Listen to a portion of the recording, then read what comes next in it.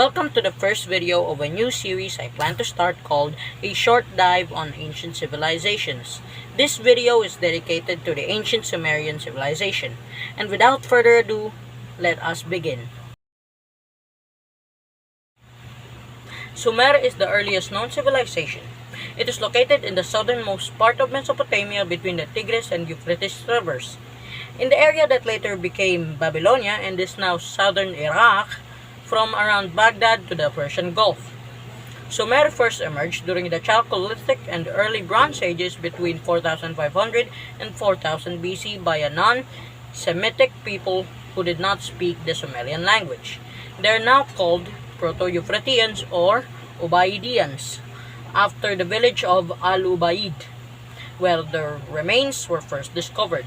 The Ubaydians were the first civilizing force in Sumer, draining marshes for agriculture, developing trade, and establishing industries such as weaving, leatherwork, metalwork, masonry, and pottery.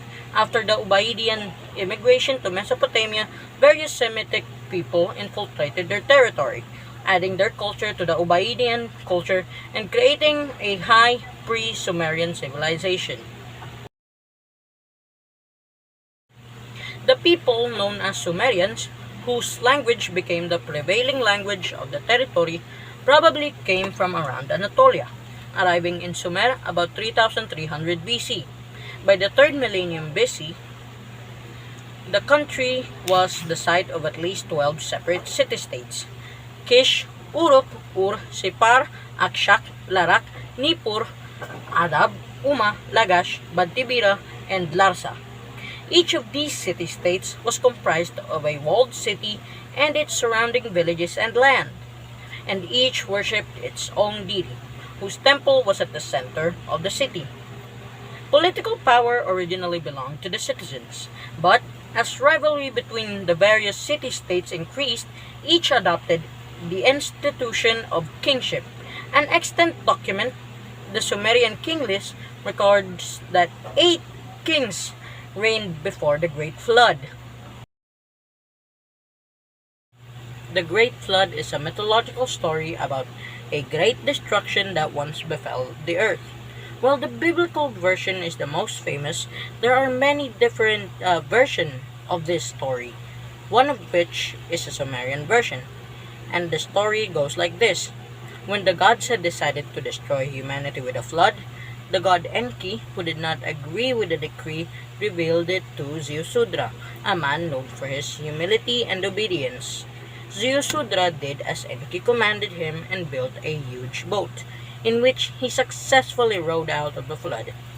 Afterwards, he prostrated himself before the gods Anu and Bel, and as a reward for living a godly life, Ziusudra was given immortality. After the flood, various city-states and their dynasties of king temporarily gained power over the others. The first king to unite the separate city-states was Etana, ruler of Kish from around 2800 BC. Thereafter, Kish, Uruk, Ur, and Lagash vied for ascendancy for hundreds of years, rendering Sumer vulnerable to external conquerors. First, the Elamites from 2530 to 2450 BC, and later the Akkadians, led by their king Sargon of Akkad, or most commonly known as Sargon the Great, which reigned from 2334 to 2279 BC. Although Sargon's dynasty lasted only about 100 years, it united the city-states and created a model of government that influenced all of Middle Eastern civilization. After Sargon's dynasty ended and Sumer recovered from a devastating invasion by the semi-barbaric Butians, the city-states once again became dependent. The high point of this final era of Sumerian civilization was the reign of the 3rd dynasty of Ur, whose first king, Ur-Nammu, published the earliest law code yet discovered in Mesopotamia. After 1900 BC, when the Amorites conquered all of Mesopotamia, the Sumerians lost their separate identity, but they bequeathed their culture to their Semitic successors. The Sumerians left the world a number of technological and cultural contributions, including the first wheeled vehicles, depicted in several clay tablets found in Uruk, which illustrates four-wheeled vehicles dated to around 3300 to 3100 BC.